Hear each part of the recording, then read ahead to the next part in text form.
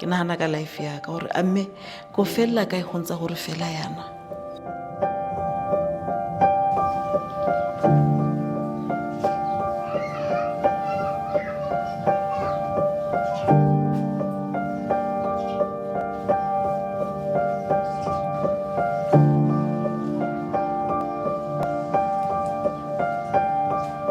Mo bophelong ba ka life ya ka e tlhakane ke dampilwe ke mama ke tsore ke mama oro ke mang ke na le 5 years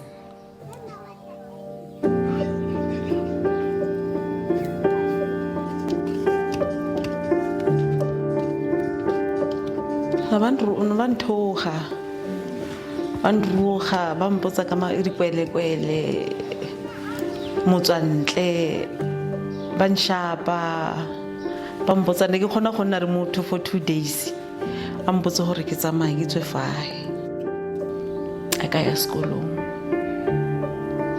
gore ke se ka nna le dipampiri ke tshwanele bana ba bang ke eng ke ipotsa ke di 1 mara ke ntse ke ipotsa ke di 1 a ka ke re ya antsa ka re motswadi wa ka ga ke mo itse di family nyana fela e 1 nyana gore maybe e nka ntlharosetsa ka life gore go etsagalang mo bophelong a ke sanka ka ikereya gona no ke na re bana if ne re gore ke na re pasa maybe no go kgona go ya go polaseng kwa go kopa mmereko ke bereke re bana ba ka o bereka mang o sena ID.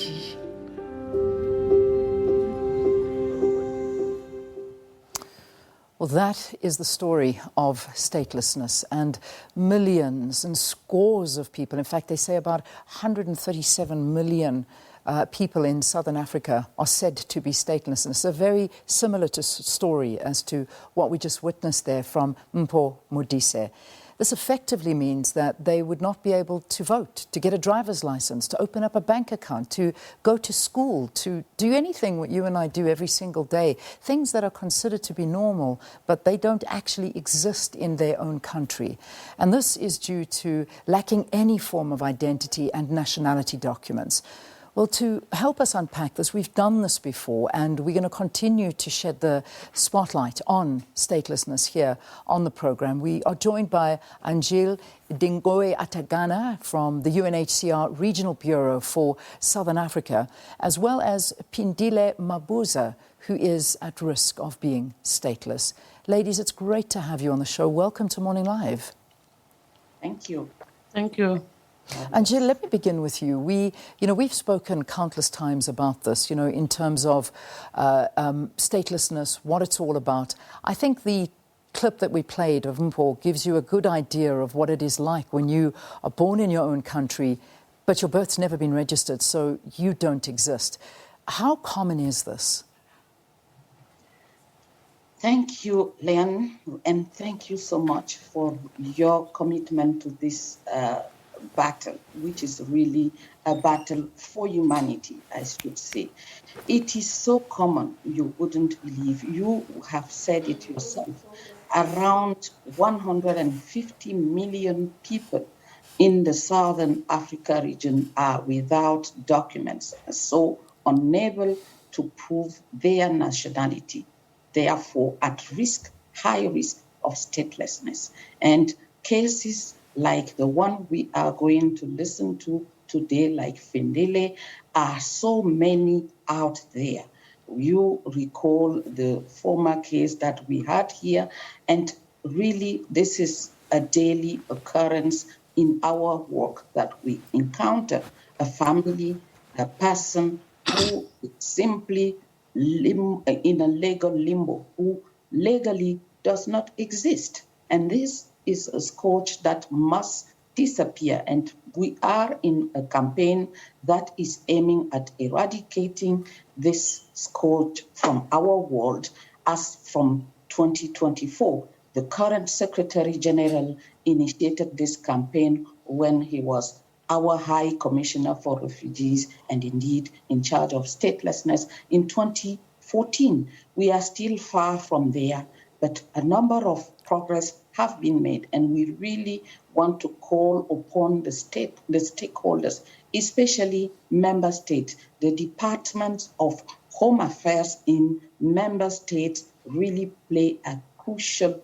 role to ensure that people are documented, late registration, birth are crucial to unlocking the path towards exiting the statelessness world, if you. Yeah. So with you, we got to meet Mpho, which we saw the video, who she doesn't even know really how old she is, and we guessing, or she guesses that she's 33 years old, with no documentation and living a very, very tough life, being sent from home to home and living with somebody that she didn't want to, just to have a place, and doing whatever it is to get by. We understood her story. Now we've got another story, and Phindile is with us, who is our next guest here on the program, who is going to talk about her life and how her situation unfolded. Phindile, thank you for being with us. Thanks so much for coming on to talk to us on the program, just to give us an idea of what your life is like and your story. So, Phindile, talk to us. What happened to you and your life in South Africa? You were born here, but perhaps tell us a bit more. I was born in South Africa by a woman. I was born in South Africa by my mother, who is a South African. I was born at home in Mpumalanga. When I was young, my mother took me to Swaziland. I came back home. I came back to South Africa when I was about 12 years old. I stayed in Benoni with my mother. Unfortunately, my mother died when I was 16 years old. I stayed with my aunt. My aunt noticed that I didn't have a birth certificate. She went to Home Affairs to apply for one for me. They needed proof of birth, but when she go through my mother's documents, there was nothing for me. So she didn't have the proof of birth. I didn't have proof of birth, so that's how she couldn't apply for a birth certificate for me. I grew up. I became a mother. I tried myself for an ID. I went to Home Affairs. Home Affairs, they needed proof of birth, or they said I must have a school letter where I started my first grade at school. But since then, I started my school back there in Swaziland. I had nothing.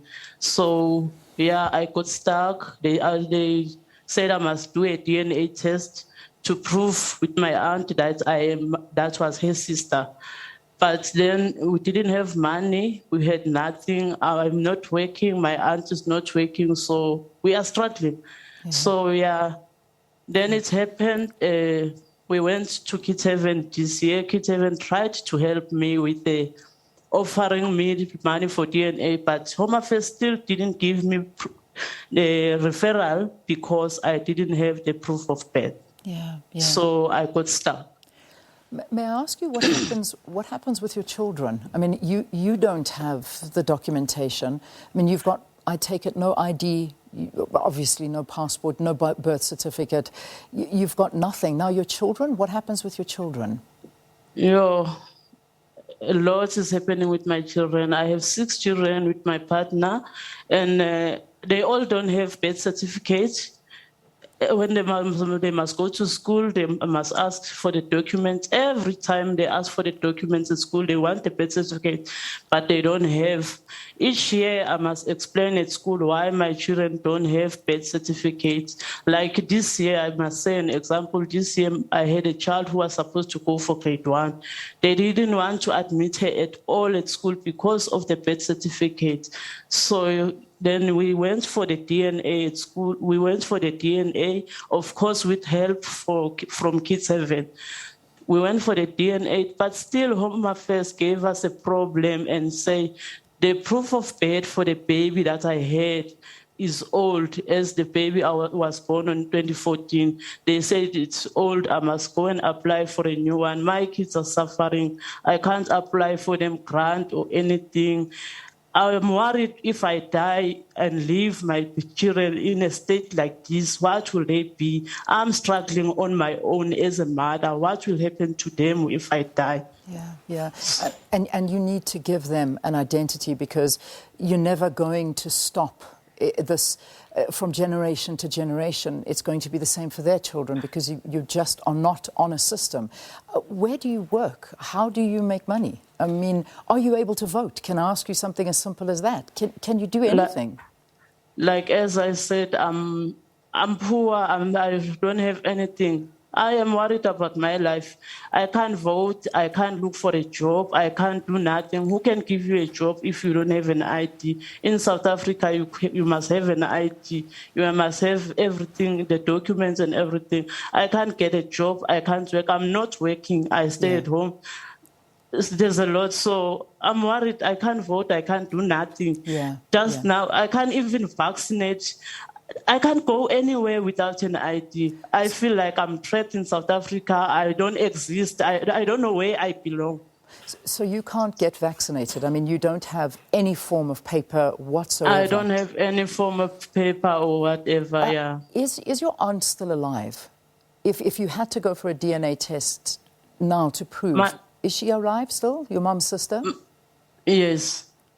So it is still possible. She is your one link right now to get in. She is my one link, but when we kids haven't helped us with DNA, so Home Affairs didn't give us the referral because they needed a proof of birth, so we got stuck again in that way. Yeah. Okay. I mean, Angele, these are stories that, you know, just where does the deadlock come here? I mean, Phindile is struggling, and she's now, you say, she's got 6 children who, if she does not get this sorted out, her children are going to go through this. Their children are going to go through this. What is the problem? I mean, where are Home Affairs perhaps not coming to the party to try and assist individuals like Phindile and Mpho? Thank you, Leanne. Really, Phindile case is a very hard case for us, but definitely the key is in the hands of the Home Affairs. Indeed, I mentioned the I Belong campaign, which is a decade-long campaign starting from 2014 and should end in 2024. We are 7 years down the line, and I must say there have been some few steps taken, but a lot more needs to be done if indeed we are to eradicate statelessness from our humanity, from our world, come 2024. And in the case of Phindile, really my call is to the Department of Home Affairs to please implement the action plan, the global action plan that really aim at eradicating statelessness, and that has a number of key actions that states should be taking. Indeed, demonstrating flexibility in the case of Phindile to, as she at least has one connection with South Africa, she already has a DNA. They should be in a position to exceptionally allow her to register at this stage for her birth. That would unlock her path. She will become visible, she will become legally existing, and she will be in a position to transmit that nationality to her children, who would therefore have a future. As you heard her, things as simple as going to school or voting or whatnot, finding a job are simply impossible for somebody who is in a legal limbo as she is. And so our call in UNHCR is really to the authorities to please help us unlock this case. It is a call for humanity.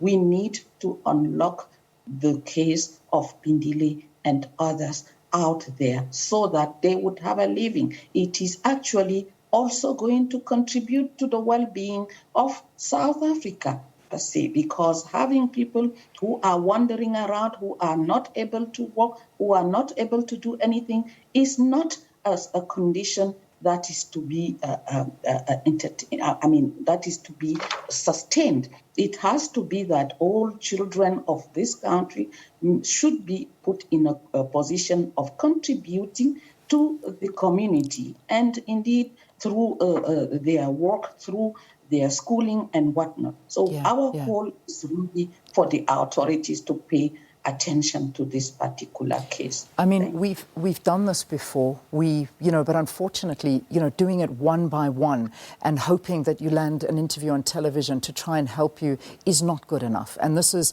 I cast our mind back to Sihle. I remember helping Sihle Numalo. Remember, Angele, we spoke. He came on, he told us his story, and we managed to get an ID document for him. But we cannot do this one by one. We need help. We really, really do. And we're running into time constraints. But I can promise you from my side, Phindile, I'm going to try everything that I can to try and assist you on this, because it's a matter of urgency and time. And just by you, it's 7 lives at stake, your children and you, and generations to follow. We need to do something to try and help you. And you have my commitment that I promise you I'll do all that I can. But we need more. We need more. And this is where going to Home Affairs needs to be a pleasure. Is it a pleasure for you going to Home Affairs, Phindile? Oh. Yes, I can go to Home Affairs, pleasure. Yeah, you'll go there. But what is it like when you go there? Do they help you? Do they assist you? Or does it make it more difficult? I can say they make it more difficult because, as I said before, kids haven't helped me with the DNA for the baby who was supposed to go to grade 1.